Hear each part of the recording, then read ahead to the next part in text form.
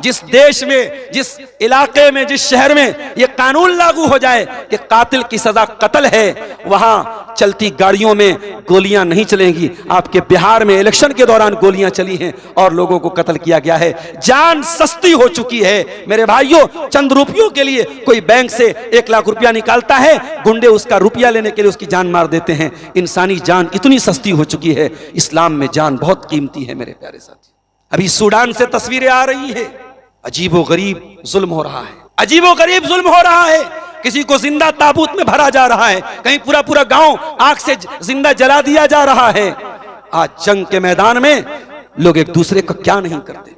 इसी भारत के एक स्टेट में दंगा हुआ और तस्वीरें वायरल हुई।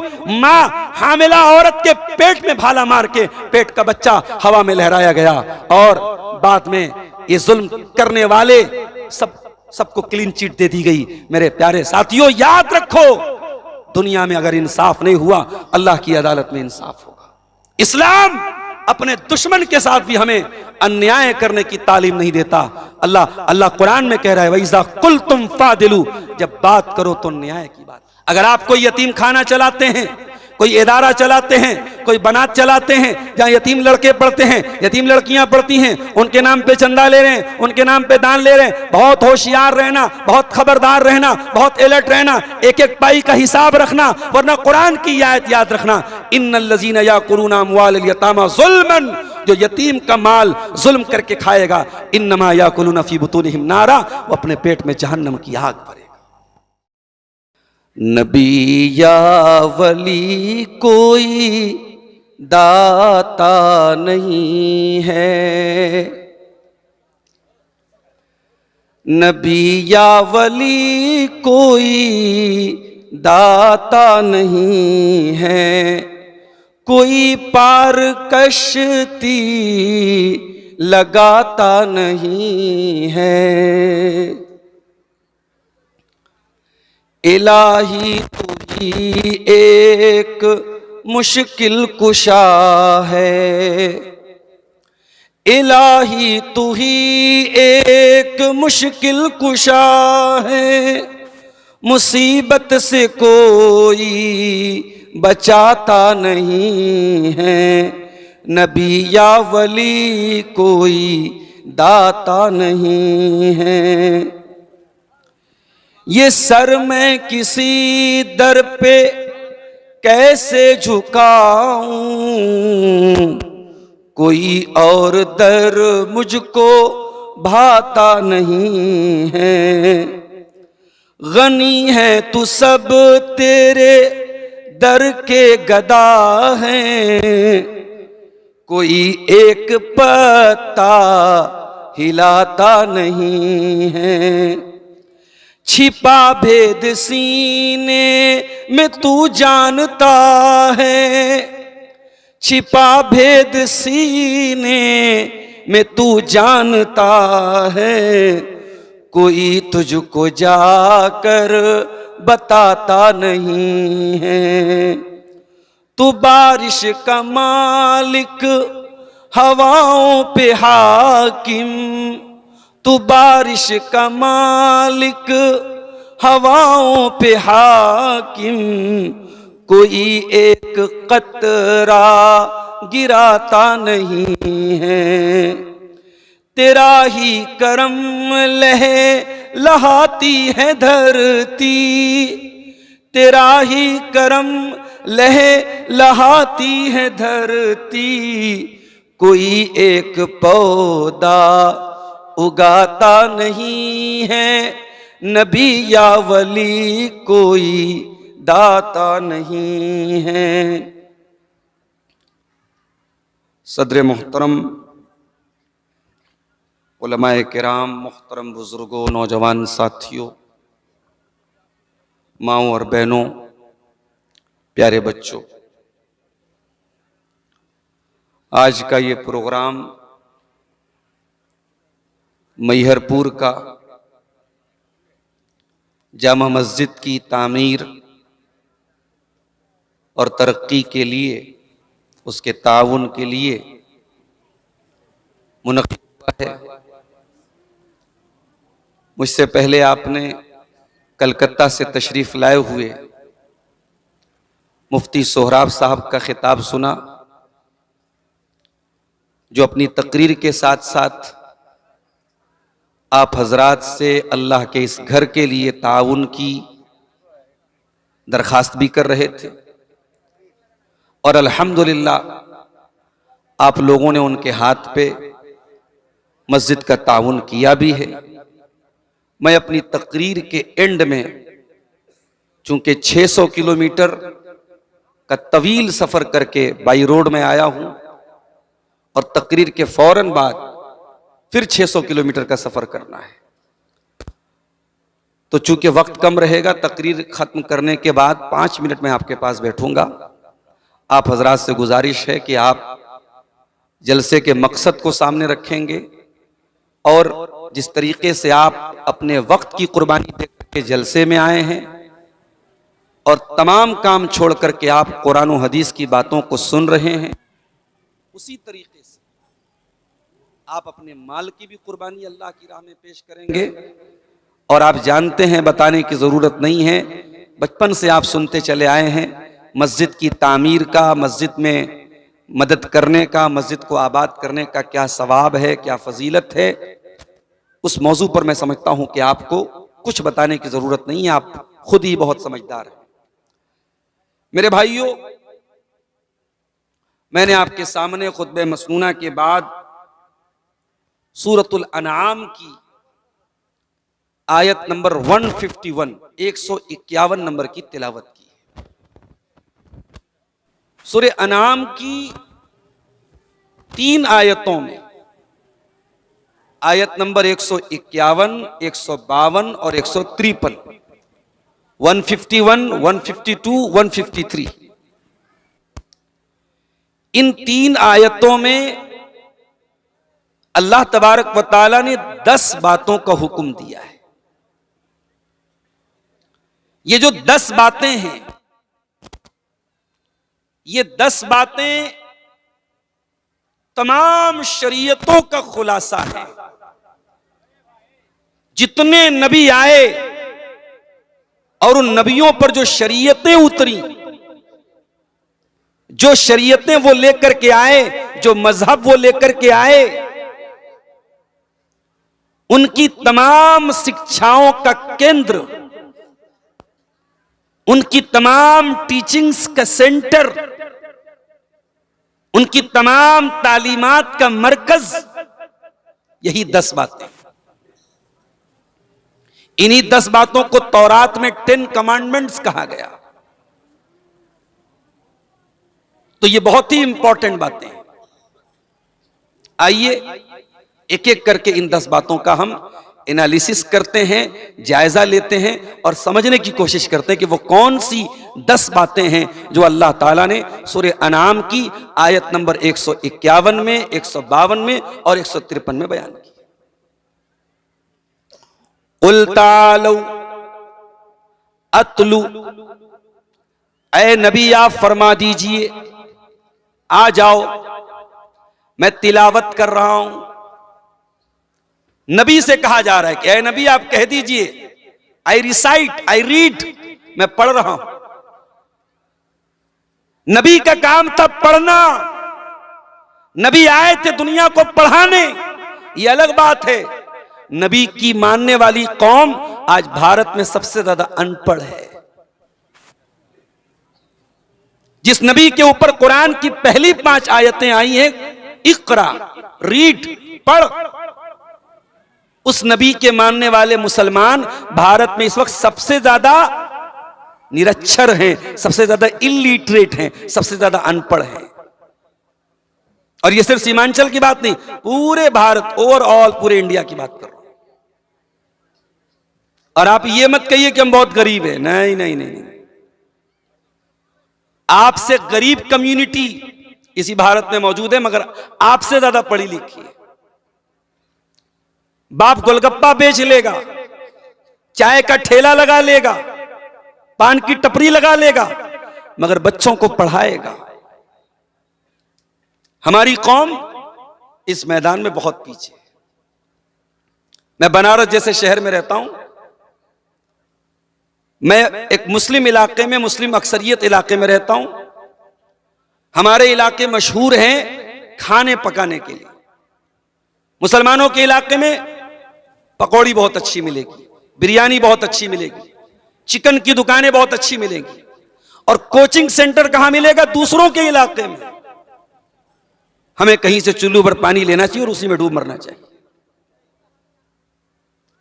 कुल तालू अतलू, ऐ नबी आप फरमा दीजिए, कह दीजिए, आओ मैं पढ़ के सुनाता हूं। मा हर्रम रब्बुकुम अलैकुम, तुम्हारे रब ने कौन कौन सी चीजों को तुम्हारे ऊपर हराम किया है। कौन कौन सी चीजें अल्लाह ने हराम की हैं? आओ मैं हराम की लिस्ट बताता हूं। अल्लाह तुशरिकू बिही शैआ, सबसे पहली चीज कि तुम अल्लाह के साथ किसी को शरीक न करो। अल्लाह का अधिकार किसी और को न दो। अल्लाह के आगे अल्लाह के सिवा किसी और के आगे सजदा न करो। और मुसलमान क्या कर रहा है? मैं 2025 की नवंबर की 8 तारीख को कटिहार के इलाके में आपसे बात कर रहा हूं।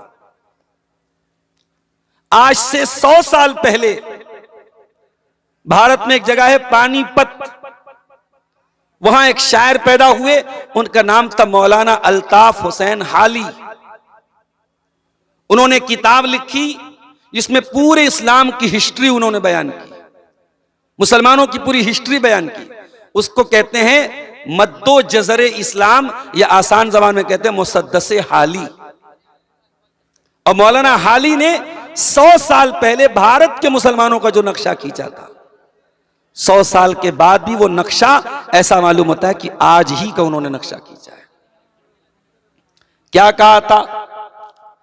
करे गैर गर्बुत की पूजा तो काफिर, कवाकिब में माने करिश्मा तो काफिर, झुके आग पर बहरे सजदा तो काफिर, जो ठहरा ए बेटा खुदा का तो काफिर।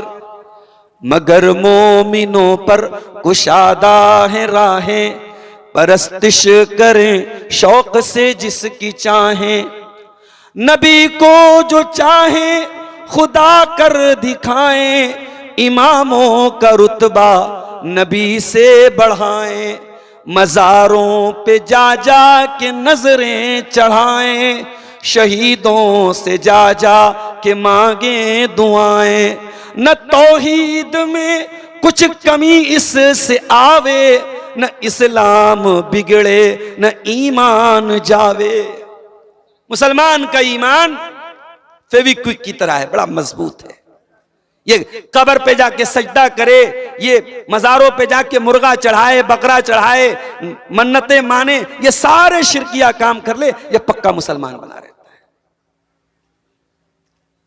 और अभी तो इलेक्शन का माहौल है, जो बेचारा इलेक्शन में आ जाता है, सियासत में आ जाता है, उसके तो 100 खून माफ हो जाते हैं। वो तो कोई भी काम करेगा, कहेगा मौलाना साहब क्या बताऊं, मजबूरी है। याद रखो, दुनिया के किसी और गुनाह के लिए एक्सक्यूज पेश किया जा सकता है, नो एक्सक्यूज फॉर शिर्क। अल्लाह ताला शिर्क को माफ नहीं करेगा।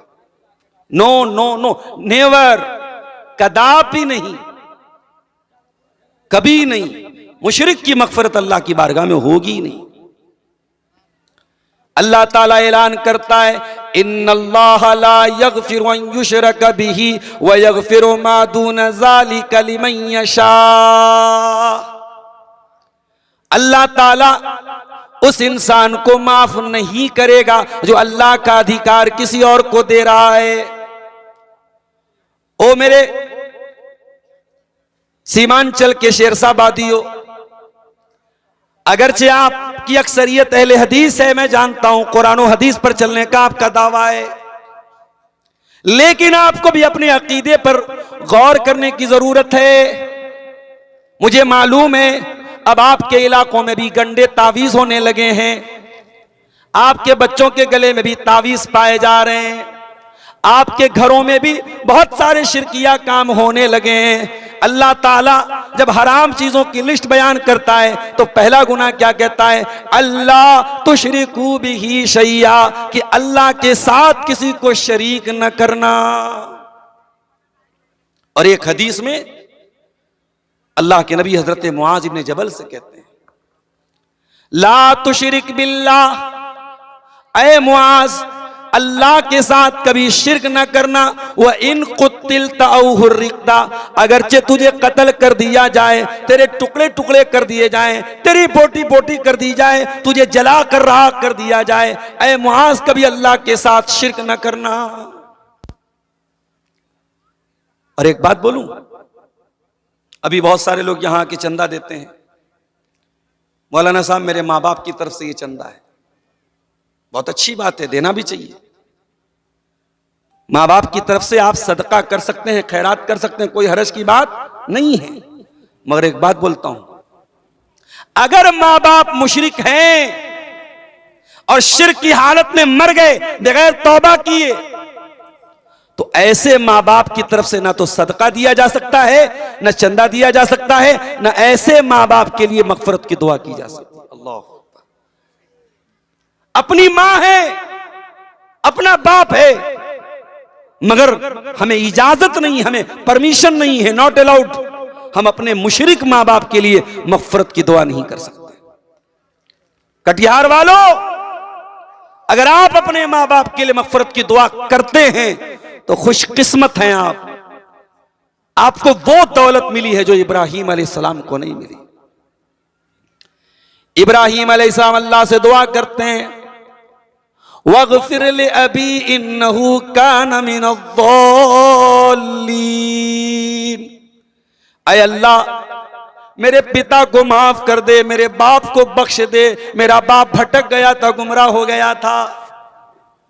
अल्लाह ने कहा खबरदार ऐ इब्राहिम, तेरा बाप मुशरिक था और शिर्क की हालत में मरा था, तू अपने बाप के लिए मगफरत की दुआ नहीं कर सकता।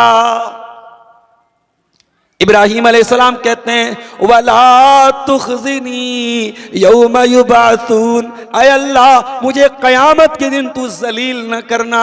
ऐ अल्लाह इससे बढ़ के मेरी जिल्लत क्या होगी, ऐ अल्लाह इससे बढ़ के रुसवाई क्या होगी कि मेरा बाप जहन्नम में जाएगा।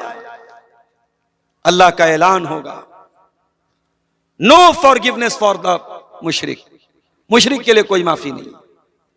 ऐ इब्राहिम तेरा बाप मुशरिक था और तू जरा अपने पैर की तरफ देख, बुखारी के अल्फाज हैं, इब्राहिम अलैहिस्सलाम अपने पैर की तरफ देखेंगे, उनका बाप बज्जू एक जानवर होता है, बज्जू, बज्जू की शक्ल में लाया जाएगा और पैर के बल उसको उल्टा करके उसको फेंक दिया जाएगा जहन्नम की आग।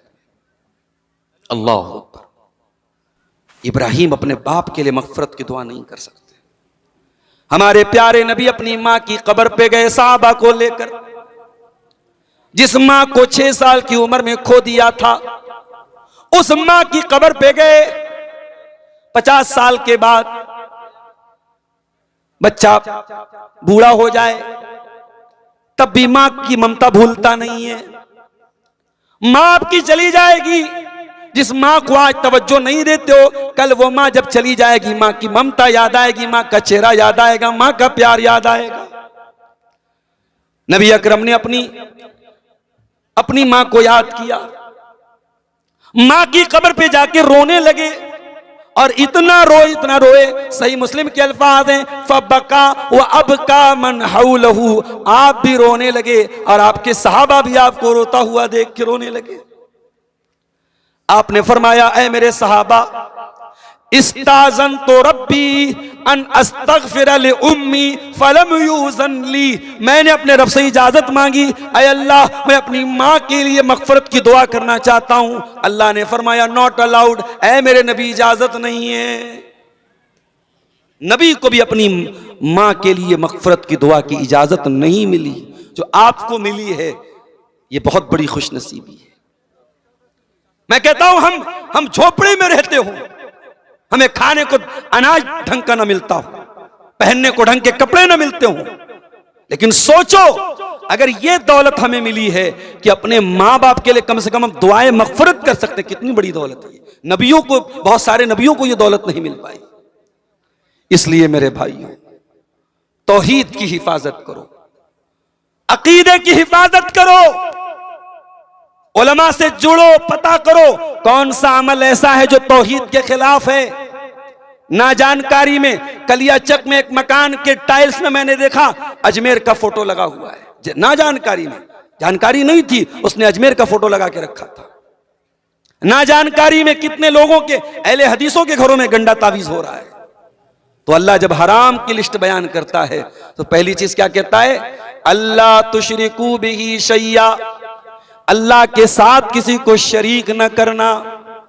दूसरी चीज व बिलवालिदैन इहसाना, और है मेरे बंधु अपने माँ बाप के साथ अच्छा सलूक करना। माँ बाप के साथ अच्छा सलूक करना, मरने के बाद नहीं, जिंदगी में अच्छा सलूक करना। मरे हुए माँ की तरफ से मस्जिद में 10 लाख का चंदा दे रहा है और जिंदा थी तो 10 रुपये के लिए मोहताज बना के रखा था। बाप छोटी छोटी जरूरतों के लिए तेरा मोहताज था और तू कभी ध्यान नहीं देता था। बाप मर गया तो मदरसे में चंदा दे रहा है, यतीमों को दान दे रहा है, गरीबों को दान दे रहा है। नहीं मेरे भाई, जिंदगी में कदर करो। अगर आपको बूढ़े माँ बाप मिले हैं और आपको उस बूढ़े और लाचार बाप का पखाना साफ करना पड़ रहा है तो अल्लाह की कसम, दुनिया में लाखों सफाई कर्मी हैं जो इसलिए गंदगी साफ करते को उनको पैसा मिलता है। अरे तू चंद महीने, चंद दिन अपने बाप की गंदगी ये सोच के साफ कर ले कि तेरी जन्नत पक्की हो रही।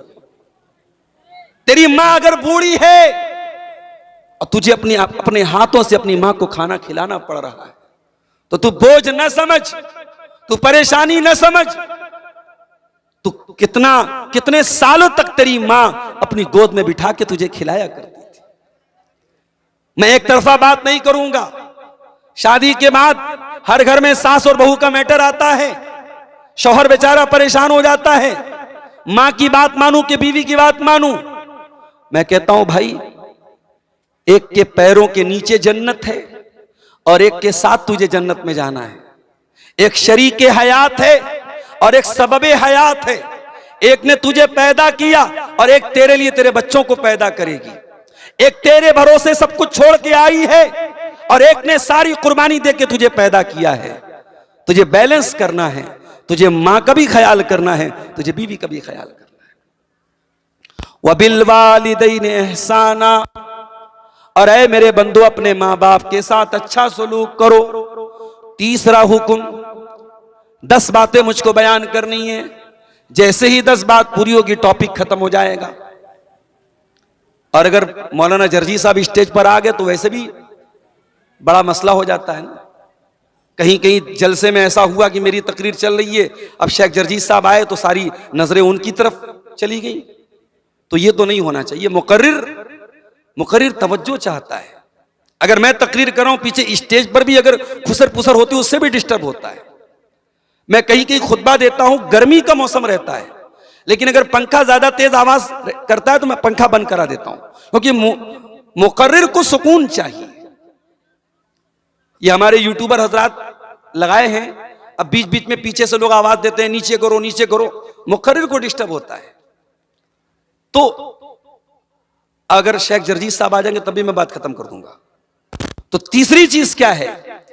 वला तक़्तुलू औलादकुम मिन इमलाक। ऐ ईमान वालो, अपनी औलाद को फाका कशी के डर से, ये सोच करके कि वो क्या खाएगी, कत्ल न करो। मां के पेट में आज भी बच्चों को कत्ल किया जा रहा है, एबॉर्शन किया जा रहा है, हमल को जाये किया जा रहा है, गर्भपात किया जा रहा है। 1400 साल पहले बच्चे पैदा होने के बाद कत्ल किए जाते थे, लड़कियां पैदा होने के बाद कत्ल की जाती थी। आज की दुनिया तरक्की कर चुकी है, आज मां के पेट में ही बच्चियों को मारा जा रहा है। वला तक़्तुलू मिन औलादकुम मिन इमलाक, अपनी औलाद को फाका कशी की वजह से, गुर्बत की वजह से कत्ल मत। अगर हमल ठहर गया है तो जब तक बहुत क्रिटिकल सिचुएशन ना हो, औरत की जान खतरे में ना हो, हमल को गिराने की इजाजत नहीं है, चाहे वो 1 महीने का हो, चाहे वो 10 दिन का हो। अगर उसके पहले, हमल के पहले एहतियाती तदाबीर इख्तियार की जाएं ताकि भी बच्चों के बीच में गैपिंग हो, वो एक अलग मसला है। लेकिन अगर हमल ठहर चुका है, उसको गिराना ये औलाद का कत्ल है और हराम है मेरे प्यारे साथी। और आगे अल्लाह ने एक अजीब बात कही, फरमाया नहनु नर्ज़ुकुकुम व इय्याहुम, तुमको भी रोजी हम देने वाले, तुम्हारी औलाद को भी रोजी हम देने वाले। तू ये मत समझ के तू खिलाता है, नहीं नहीं नहीं, तू नहीं खिलाता है, अल्लाह खिलाता है। कितने लोग हैं उनके घर में सिर्फ 2 बेटे हैं और अल्लाह तबारक व तआला ने उनको गुर्बत और परेशानी में डाल के रखा है। और कितने लोग हैं उनके 10 बेटे हैं और सब चैन से खा रहे हैं। तो दौलत की तकसीम हमारी औलाद के हिसाब से नहीं है मेरे भाइयों, अल्लाह देता है रोजी। अल्लाह देता है तो जिसके 8 बच्चे हैं उसको भी रोजी मिल रही है, और अल्लाह नहीं देता है तो जिसके घर में 1 भी बेटा नहीं उसको भी परेशानी आती है। तो फरमाया नहनु नर्ज़ुकुकुम व इय्याहुम, उनको भी रोजी हम देते हैं, तुमको भी रोजी हम देते हैं। उसके बाद चौथी चीज, वला तक़रबुल फ़वाहिश मा ज़हर मिन्हा व मा बतन, और ऐ मेरे बंदो, फहश कामों के, अश्लील कामों के, वल्गर कामों के करीब न जाना। अल्लाह अकबर, एक लफ्ज अल्लाह ने इस्तेमाल किया, अल फवाहिश, ऑल द वल्गर एक्टिविटीज। अभी अमेरिका में न्यूयॉर्क एक शहर है, वहां एक मुसलमान मेयर जीत गया है, बड़ा सोशल मीडिया पे बड़ा शोर हो रहा है। उसका नाम क्या है भाई, कौन, ममदानी है, ज़ोहरान ममदानी। वो इंडिया, असल में वो इंडिया का रहने वाला है और मसलक के एतबार से वो शिया है, और शियों में भी इस्ना अशरी शिया है, जो सहाबा को गाली देने वाला फिरका है, उससे उसका ताल्लुक है। मुसलमान बड़े खुश हो रहे हैं साहब, अमेरिका के इतने बड़े शहर न्यूयॉर्क में एक मुसलमान मेयर बन गया। अभी कल मैं सोशल मीडिया पे पढ़ रहा था कि अमेरिका में वो लोग जिनका ताल्लुक एलजीबीटी से है, जो लेस्बियन और गे, यानी मर्द का मर्द के साथ ताल्लुक और औरत का औरत के साथ ताल्लुक को जो लोग सही मानते हैं, जायज मानते हैं, ज़ोहरान ममदानी कहता है मुझे उनके नजरिए से भी कोई इख्तिलाफ नहीं है, मैं उनके साथ भी खड़ा हूं। और वो लोग जो ये कहते गॉड इज गे, नऊजुबिल्लाह नऊजुबिल्लाह, जो कहते अल्लाह तबारक व तआला के बारे में कि वो भी गे है, ज़ोहरान ममदानी कहता है मरदूत कि मैं उनके साथ भी खड़ा हूं, और हम बड़े खुश हो रहे हैं साहब वो मुसलमान है। तो सोशल मीडिया पर आने वाली हर खबर पर बहुत जल्दी खुश मत हो जाया करो। दुनिया में ऐसे ऐसे खबीस लोग भी हैं जो नऊजुबिल्लाह अल्लाह के बारे में ऐसा गंदा अकीदा रखते हैं। दुनिया की बहुत बड़ी गंदगी है मर्द का मर्द के साथ नाजायज, मर्द का मर्द से ताल्लुक बनाना। ये इस अमल की शुरुआत हजरत लूत अलैहिस्सलाम की कौम ने की थी, और जानते हो अजाब क्या उतरा था उनके ऊपर? आसमान से पत्थरों की बारिश हुई थी और पूरी कौम को अल्लाह ने उलट दिया था। उन्होंने अल्लाह के कानून को उल्टा, अल्लाह ने मर्द के लिए औरत को बनाया है, शौहर के लिए बीवी को बनाया है। वो मर्दूत मर्द मर्द के साथ ताल्लुक बनाता था। जब उन्होंने अल्लाह के कानून को उल्टा, अल्लाह ने पूरी बस्ती को उलट दिया। और आज भी अरब के अंदर वो सरजमीन मौजूद है, वहां पे एक बहुत ही गंदे पानी का समंदर और गंदे पानी की झील है जिसको डेड सी कहते हैं, बहरे मुर्दार कहते हैं। और जब रिसर्च की गई तो उसके अंदर उस बस्ती के अवशेष पाए गए, उस बस्ती के बाकियात पाए गए। वला तक़रबुल फ़वाहिश, अल्लाह ने कहा खबरदार गंदे कामों के करीब न जाओ।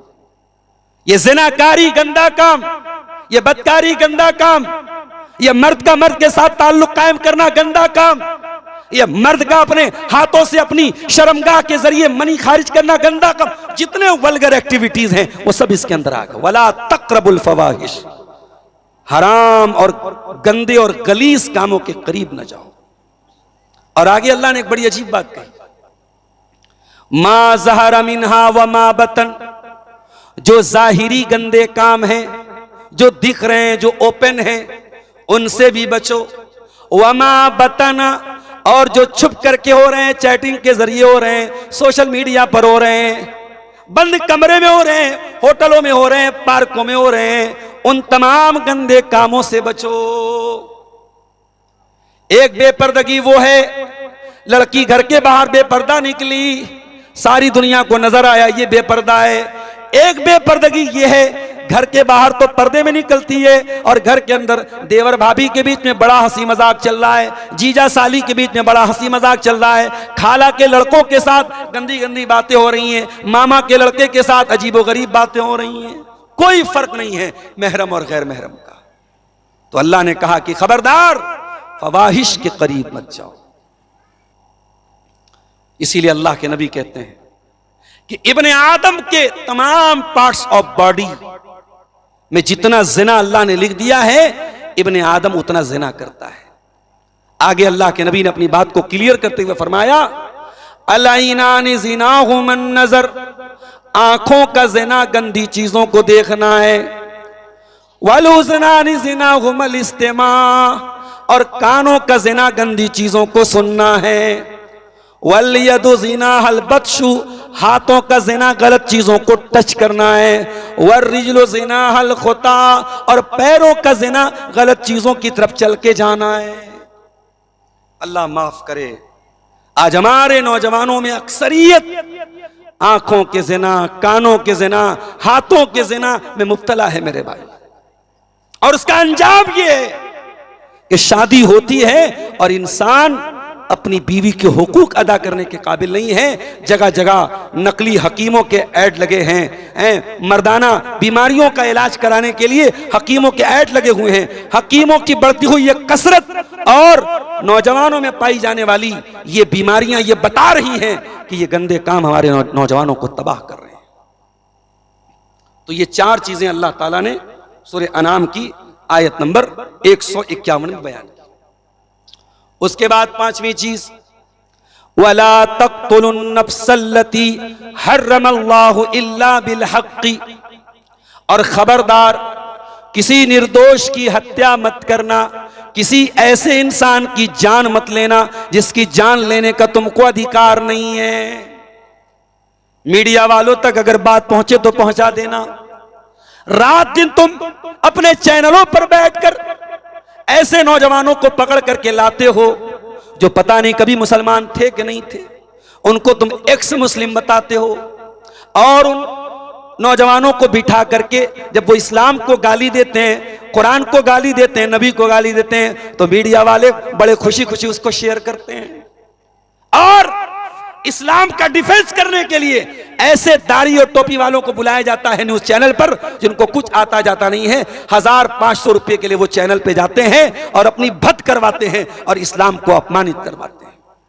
मीडिया वालों, अगर दम है और हिम्मत है तो कभी अपने चैनलों पर उन मुसलमानों को भी लाओ जो कभी गैर मुस्लिम थे और अब उन्होंने इस्लाम कबूल किया। जरा उनसे भी पूछो कि उन्होंने दूसरे मजहब में क्या कमी देखी और इस्लाम के अंदर उन्होंने क्या खूबी देखी।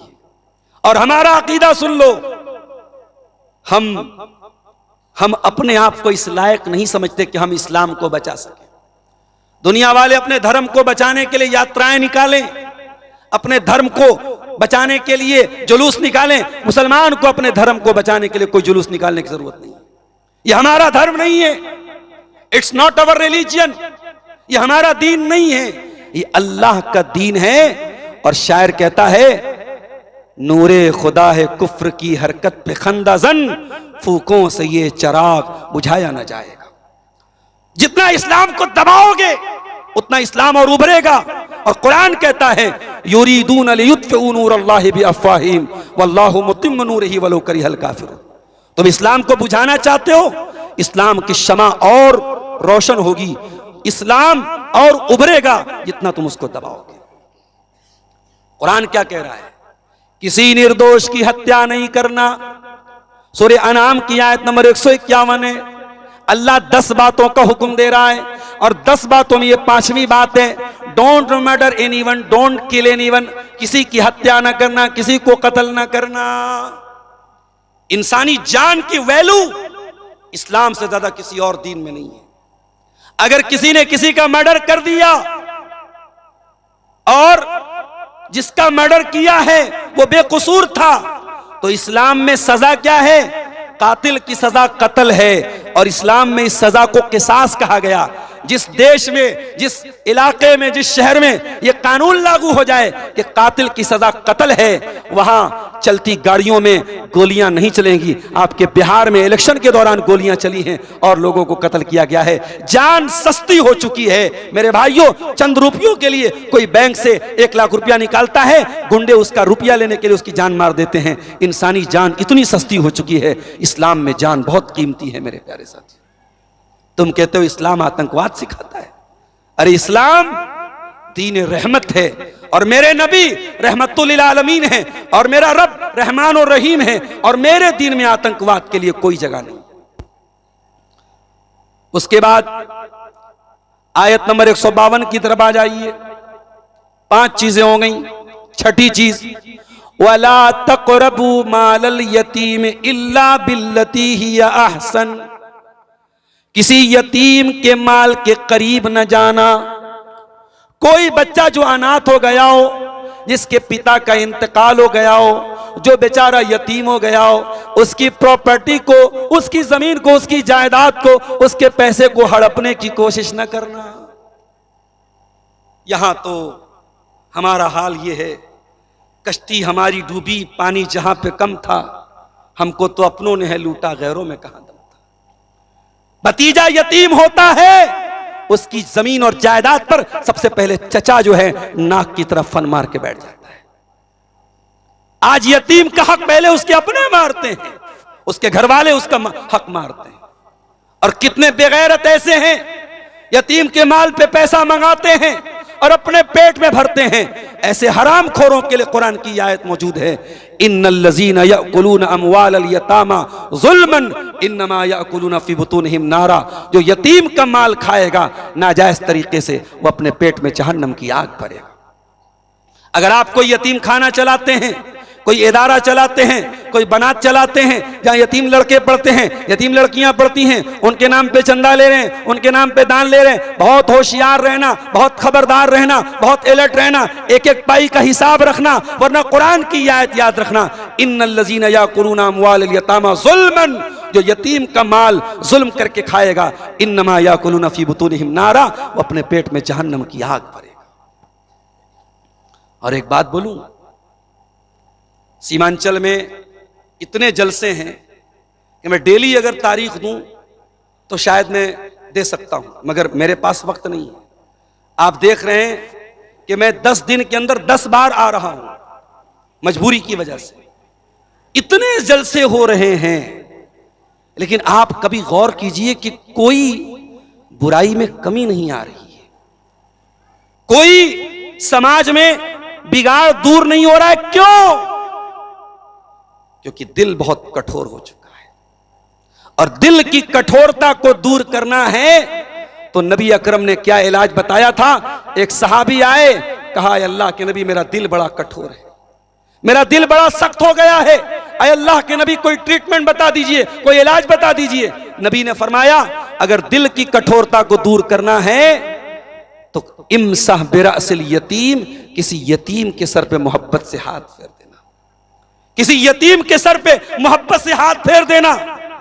इसी कटिहार के कोलासी चौक में एक साहब से हमारी मुलाकात हुई, अपने तमाम बेटों बेटियों को वो इल्म दीन सिखा रहे हैं और 3 यतीम बच्चियों को भी अलग से वो दीन की तालीम दे रहे हैं।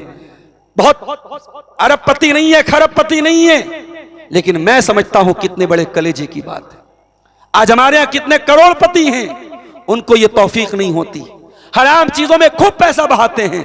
अरे हो सके तो किसी यतीम को पाल लो, हो सके तो किसी यतीम बच्चे की पढ़ाई अपने जिम्मे ले लो।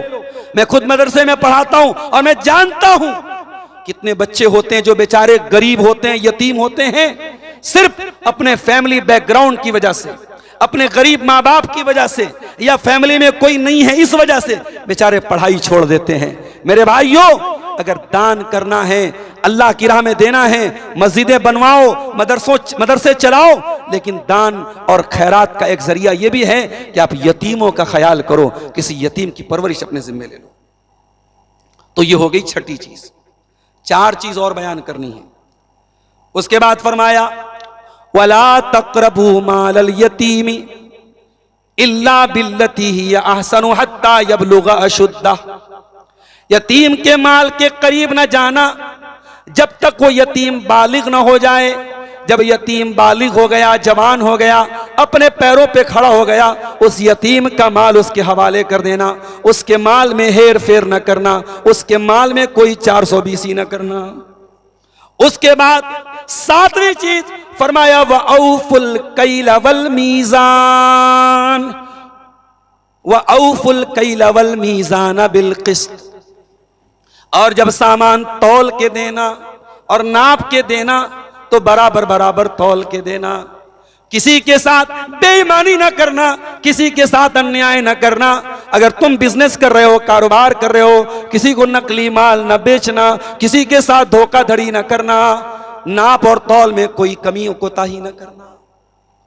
मेरे प्यारे भाइयों, आज भारत की सरजमीन पर हालात हमारे लिए तंग हो रहे हैं, मुश्किलें हमारे लिए खड़ी हो रही हैं, मगर अल्लाह का कुरान हमको रास्ता बता रहा है। इतनी मुश्किलों के बावजूद है मुसलमान, तेरा कुरान तुझे तरीका बता रहा है कि तुझे बेईमान नहीं बनना है, तुझे ईमानदार बनना है, तुझे नाप तौल में कमी करने वाला नहीं बनना है, सही सही नाप तौल करने वाला बनना है। तेरा कारोबार इतना ट्रांसपेरेंसी वाला हो, इतना साफ सुथरा हो कि गैर मुस्लिम भी तुझसे कारोबार करने के लिए आगे बढ़े और दुनिया तेरी ईमानदारी की तारीफ करे।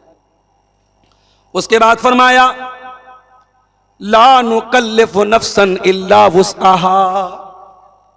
और ऐ मेरे बंदो, तुम जब कोई सामान नाप तौल के देना, अपने हिसाब से पूरी कोशिश कर लेना। लेकिन अगर तुम चावल बेच रहे हो और 2-4 दाने चावल के कस्टमर को तुमने कम दे दिए, तुमने कुछ कमी और बेशी कर दी, तो एक एक दाने का हिसाब नहीं लेंगे। ऐ मेरे बंदो, जो तेरी ताकत में नहीं है, जो तेरे कंट्रोल में नहीं है, हम उसका हिसाब तुझसे लेने वाले नहीं है। तू खुल्लम खुल्ला बेईमानी मत करना, तू जानबूझ करके बेईमानी मत करना। हाँ, अगर नाप तौल कभी करने में, कभी ना जानकारी में अगर कुछ हल्का फुल्का 19-20 हो गया, उसकी अल्लाह क्या पकड़ नहीं होगी।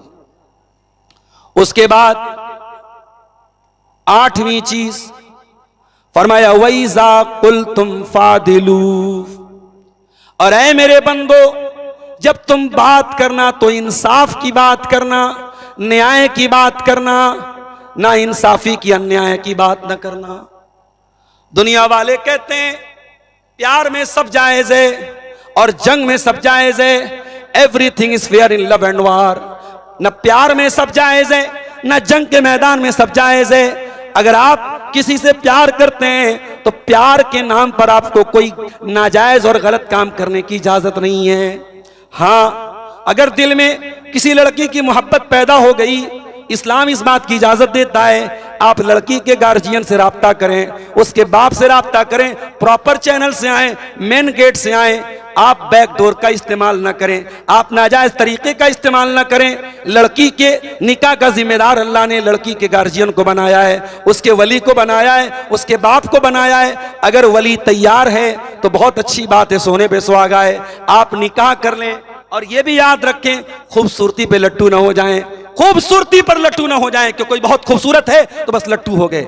अगर खूबसूरती के साथ साथ दीनदारी है, प्रॉपर चैनल से आए और गार्जियन से वली के जरिए निकाह का पैगाम भेजें। अगर वली राजी नहीं है तो कोर्ट मैरिज करना, भाग के शादी करना हराम है, नाजायज है, जिना है, बदकारी है, और जो करेगा अल्लाह के यहाँ बहुत सख्त गुनहगार होगा। मेरे प्यारे साथियों, न प्यार में सब जायज है, न जंग के मैदान में सब जायज है।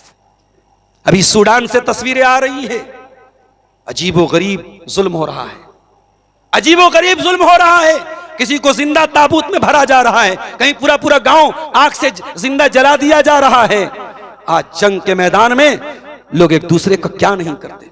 इसी भारत के एक स्टेट में दंगा हुआ और तस्वीरें वायरल हुई, मां हामिला औरत के पेट में भाला मार के पेट का बच्चा हवा में लहराया गया और बाद में ये जुल्म करने वाले सबको क्लीन चिट दे दी गई। मेरे प्यारे साथियों, याद रखो, दुनिया में अगर इंसाफ नहीं हुआ, अल्लाह की अदालत में इंसाफ होगा। इस्लाम अपने दुश्मन के साथ भी हमें अन्याय करने की तालीम नहीं देता। अल्लाह कुरान में कह रहा है, वैज़ा कुल्तुम फादिलू, जब बात करो तो न्याय की बात करो।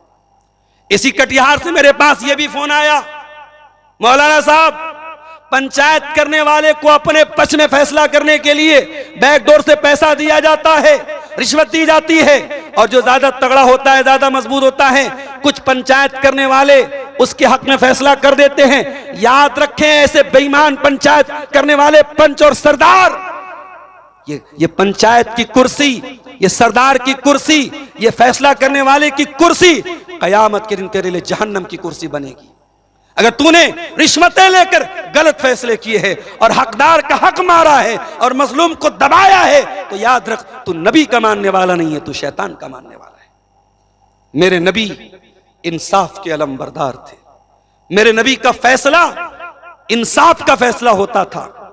नबी की अदालत में केस आया, ऐ अल्लाह के नबी, एक औरत ने चोरी की है, कबीले बनु मखजूम की औरत है, फातिमा नाम था उस औरत का, बहुत बड़े खानदान की औरत थी, चोरी की थी उसने। नबी ने कहा हाथ काटा जाएगा। खानदान के लोग परेशान हो गए, हमारे खानदान की नाक कट जाएगी। हजरत ओसामा से कहा, आप नबी के चहेते हैं, नबी के लाडले हैं, नबी आपकी बात मानते हैं, आप अल्लाह के नबी से रिक्वेस्ट कीजिए, गुजारिश कीजिए कि अल्लाह के नबी फैसला चेंज कर लें, कोई और सजा दे दें। ओसामा आते हैं, अल्लाह के नबी के सामने बात रखते हैं। बुखारी के अल्फाज हैं, अल्लाह के नबी का चेहरा गुस्से से लाल हो जाता है और आप फरमाते हैं, अय ओसामा, क्या तुम ये चाहते हो मैं अल्लाह का कानून बदल डालूं इस लड़की के लिए, इस औरत के लिए? अय ओसामा, अल्लाह की कसम, लौ अन्ना फातिमा बिन्त मुहम्मदिन सरकत लक़तातु यदहा। अय ओसामा, ये तो कबीले बनु मखजूम की फातिमा थी, मेरी अदालत में अगर ये केस आता, मेरी लखते जिगर, मेरी नूरे नजर, मेरी बेटी फातिमा ने चोरी की है। अय ओसामा, अल्लाह की कसम, मोहम्मद की अदालत से कोई और फैसला ना आता, मैं अपनी बेटी के भी हाथ कटवाने का ऑर्डर दे देता।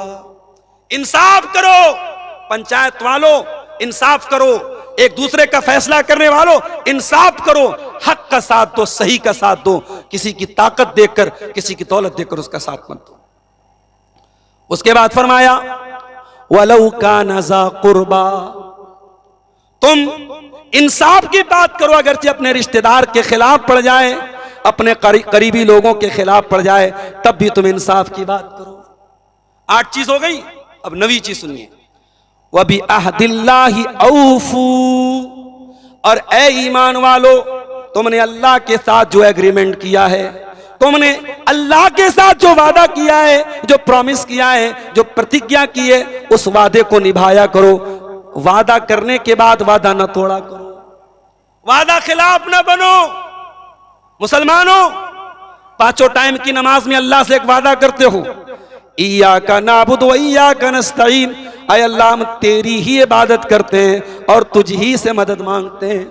नमाज में इतना बड़ा वादा करने के बाद अगर गले में तावीज पहनते हो और हाथ में धागा बांधते हो और यह अकीदा रखते हो कि धागा बांधने से बीमारी चली जाएगी, तावीज पहनने से बिगड़ी बन जाएगी, और कार से जा रहे हो, बिल्ली ने रास्ता काट दिया, और यह अकीदा रखते हो कि बिल्ली के रास्ता काटने से हमारे ऊपर मुसीबत आ जाएगी, तो याद रखो तुमने अल्लाह से वादा करके वादा खिलाफी की है। जब इय्याका नअबुदु व इय्याका नस्तईन का वादा किया है तो इस वादे पर कायम रहो और इस वादे को निभाओ। ज़ालिकुम वस्साकुम बिही लअल्लकुम तज़क्करून, ये अल्लाह ताला की बहुत बड़ी वसीयत है। अब 9 चीजें हो गई, अब लास्ट एंड फाइनल चीज सुन लीजिए, आयत नंबर 153 सूरह अनाम की, बहुत अहम आयत है, इसको भी सुन लीजिए, इसी पर मैं बात खत्म करूंगा। व अन्ना हाज़ा सिराती मुस्तक़ीमन फत्तबिऊ, और ए नबी, दुनिया वालों को बता दो, इस्लाम ही मेरा सीधा रास्ता है, इस्लाम पर चलोगे तभी तुम सिरात मुस्तकीम पर चलोगे। ऐ ईमान वालों, ऐ दुनिया वालों, इसी रास्ते पर तुमको चलना है, इसी हाईवे पर तुमको चलना है, इसी रास्ते पर तुमको चलना है। वला तत्तबिउस सुबुल, दूसरे रास्तों पर नहीं चलना। फतफर्रक बिकुम अन सबीली, वरना दूसरे रास्ते तुमको अल्लाह की राह से भटका देंगे। अल्लाह की राह पे चलो, और वही रास्ता नबी का रास्ता है, और वही रास्ता सहाबा का रास्ता है। और अल्लाह की कसम, अहले हदीस की दावत उसी रास्ते की तरफ है। हमने कभी नहीं कहा हमारे उलमा जो कहते हैं वो आप मान लो। हमने कभी नहीं कहा हमारे अइम्मा की तरफ आओ, हमारे उलमा की तरफ आओ। हमने जब भी दावत दी है कुरान और हदीस की दावत दी है, और ये हमारे स्टेज से इसकी मिसालें कायम हुई है। अगर किसी एक आलिम ने कुरान और हदीस के खिलाफ कोई बात बयान की है, दूसरे आलिम ने तरदीद की है। अभी मुझे किसी ने बताया कि कहीं किसी ने तकरीर में कहा कि खतना की दावत हराम है। ये हराम का लफ्ज अगर कोई इस्तेमाल करता है मुनासिब बात नहीं है। चूंकि बात आई है इसलिए मैं बात बता रहा हूं कि खतना की दावत के बारे में ज्यादा से ज्यादा ये लफ्ज इस्तेमाल करना चाहिए बेहतर नहीं है, मुनासिब नहीं है, क्योंकि अल्लाह के नबी से कोई सही हदीस में सबूत नहीं मिलता। नबी के जमाने में लोग अपने बच्चों का खतना करवाते थे। अगर दावत सुन्नत होती तो नबी से साबित होती, कोई सही हदीस से साबित नहीं है। लेकिन इसको हराम नहीं कहा जा सकता। अगर कोई ये दावत दे रहा है, इसको हम बेहतर नहीं मानते हैं, सुन्नत नहीं मानते, मगर हराम भी कहना ये ज्यादती की बात है मेरे प्यारे साथियों। इसी तरीके से आपके इलाके में मैंने सुना है अकीका लोग करते हैं, बड़े जानवर का अकीका कर देते हैं, बड़े जानवर में हिस्सा लेकर के अकीका कर रहे हैं। ये भी गलत है। अकीका के सिलसिले में कहीं कोई सबूत नहीं मिलता कि बड़े जानवर का अकीका किया जाए। अकीका छोटे जानवर का, बकरे का या भेड़े का ही साबित है, उसी में आप कीजिए। हाँ, अकीका के जानवर का दता होना जरूरी नहीं है। अगर बगैर दांत का भी अगर मजबूत जानवर है उसका आप अकीका कर सकते हैं। तो ये 10वीं और आखिरी बात है जो अल्लाह ने बयान की, व अन्न हाज़ा सिराती मुस्तकीमन फत्तबिऊहु वला तत्तबिउस सुबुल फतफर्रक़ बिकुम अन सबीली, कि ऐ ईमान वालो अल्लाह के रास्ते की सिरात मुस्तकीम की पैरवी करो और दूसरे रास्तों की पैरवी मत करो, वरना तुमको ये दूसरे रास्ते अल्लाह के रास्ते से भटका देंगे। इसी मनहज पर, इसी रास्ते पर, इसी सिरात मुस्तकीम पर मरते दम तक चलो और अपने बच्चों को भी चलाओ। कहीं ऐसा ना हो कटिहार में रहते रहते तुम दिल्ली जाके रहने लगे, मुंबई जाके रहने लगे तो अपने बच्चों के बारे में गाफिल हो जाना। नहीं, दुनिया के किसी भी कोने में चले जाओ, अपने बच्चों को इसी मनहज की दावत देना, इन्हीं उलमा से जोड़ के रखना, अपने बच्चों के अकीदे पर ध्यान देना। ये ध्यान देना कहीं तुम्हारे बच्चे, आज मैं जब आपके इलाके में आता हूं, बाज नौजवान आते हैं दोनों हाथ से मुसाफा करते हैं। इसका मतलब कि उनकी तरबियत नहीं की गई, उनको नहीं बताया गया कि मुसाफा जो सुन्नत है वो एक हाथ से है। हमारे बहुत सारे नौजवान हैं, उनके यहाँ मैं बहुत सारी चीजें देखता हूँ, नमाज पढ़ते हैं, सुन्नत के खिलाफ नमाज पढ़ते हैं। क्यों? माँ बाप ने कभी सिखाया नहीं। बाप दिल्ली में रहता है, माँ को उतनी तमीज नहीं है। बाप बंबई में रहता है, माँ को उतनी तमीज नहीं है। मेरे भाइयों, अपने बच्चों के बारे में, अपनी औलाद के बारे में भी हमें होशियार रहने की जरूरत है।